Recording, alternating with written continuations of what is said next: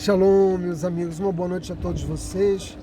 Hoje eu decidi vir fazer as minhas orações aqui no Kotel Maravilha e tomei a decisão de gravar também a minha mensagem de Torá para vocês daqui, que é o lugar mais santo do universo.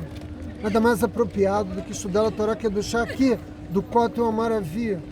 E na noite de hoje eu quero iniciar o estudo da Parashá Hukat, analisando uma ideia que eu qualifico de incrível. Incrível por quê? Porque ela serve para testar a Torá como documento genuinamente divino. Por quê? Porque a força moral da lição que nós vamos extrair hoje da Torá e que eu pretendo compartilhar com vocês é uma mensagem que só pode descender dos céus, só pode ter como origem o Criador dos mundos.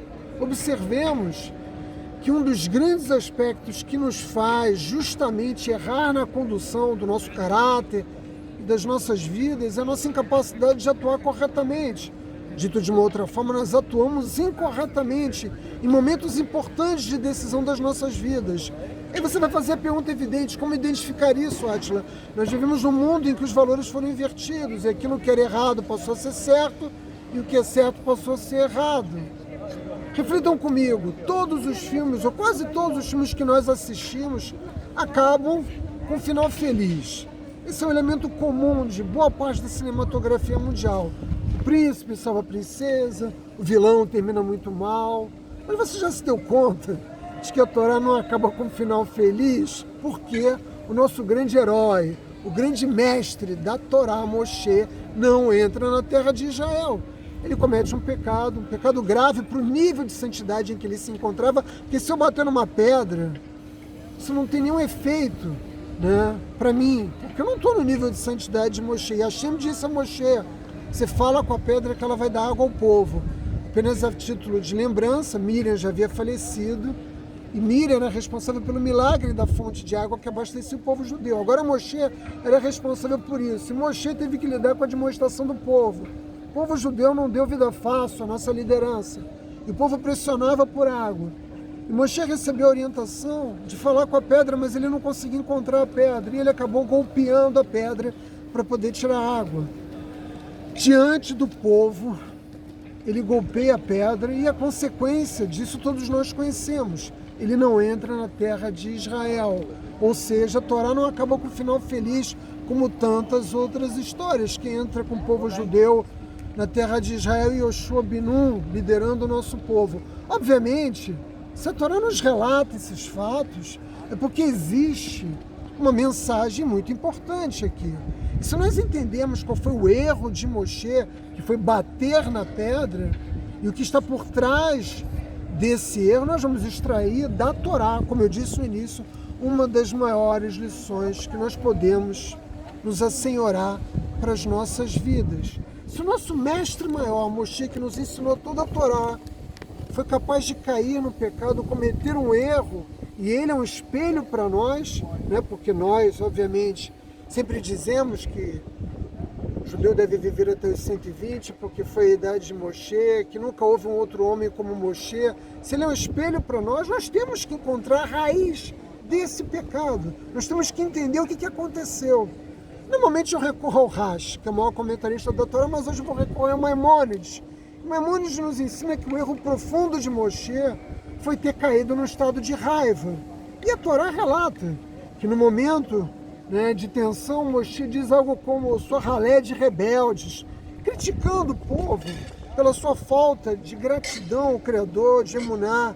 Moshe perde o controle. E a raiva faz com que Moshe desse um mau exemplo para o nosso povo, golpeando a pedra e não falando com a pedra. As consequências disso, como eu disse antes, nós já sabemos. Contudo, quando nós vamos ao texto da Torá, procurar o que está escrito, não está dito que Moshe ficou com raiva e bateu na pedra. Está dito que Moshe não acreditou, não confiou em Deus. A Torá nos diz que houve um problema aqui de emuná. Ora, se a Torá diz isso, por que Maimônides, um dos maiores sábios do nosso povo, afiança que a razão pela qual Moshe cometeu o pecado foi raiva e não, como nos diz a Torá, falta de fé? E a resposta para isso é um insight incrível e profundo para nós entendermos o que está se passando aqui. Maran de Praga, um dos maiores cabalistas de toda a história do povo judeu, nos ensina que a raiva é a expressão da falta de consciência de como Deus dirige o mundo. Quando é que nós somos tomados de raiva? Existem muitas razões, mas basicamente, vocês vão concordar comigo, a raiva chega em nós sempre que nós não temos o controle, que nos falta o controle daquela situação. Ou quando nós temos uma expectativa de que algo vai acontecer, não acontece. Aquela promoção de emprego não acontece, aquele aumento de salário não acontece, né? Aquele negócio que você pretendia realizar não dá certo, você tem um conflito no seu casamento, o seu filho não atende às suas expectativas. E quando isso acontece, isso nos gera uma imensa frustração. As pessoas, quando não têm controle das suas vidas, das situações da sua vida, elas ficam tremendamente frustradas. E o que acontece em seguida? A partir daí, nós agimos de forma impulsiva. Por quê? Porque as coisas não ocorrem como nós queremos. As pessoas agem dessa forma.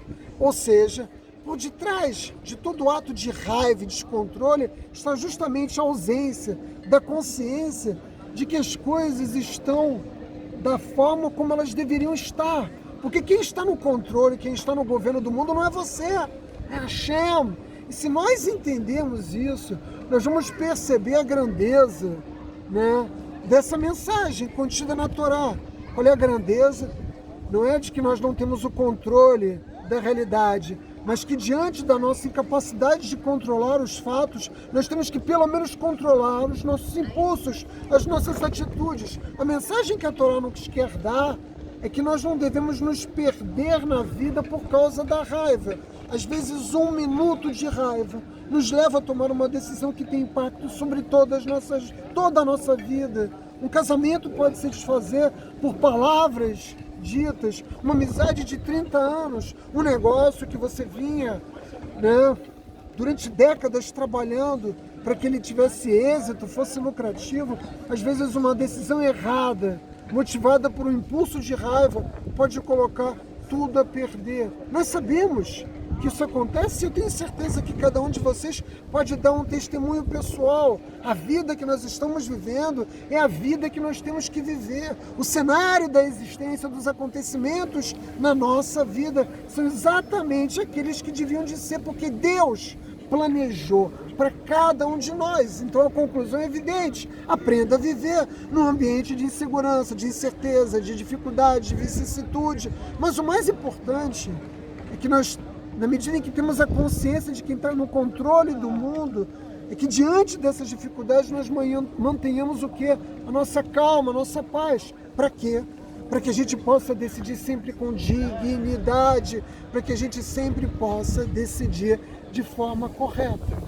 Por isso eu disse no início, na condução das nossas vidas, nós temos que ser capazes de tomar sempre as decisões mais corretas. E a paz de espírito, a tranquilidade, é o sentimento que deve nos envolver na hora de tomarmos todas as nossas decisões, meus amigos. Vai!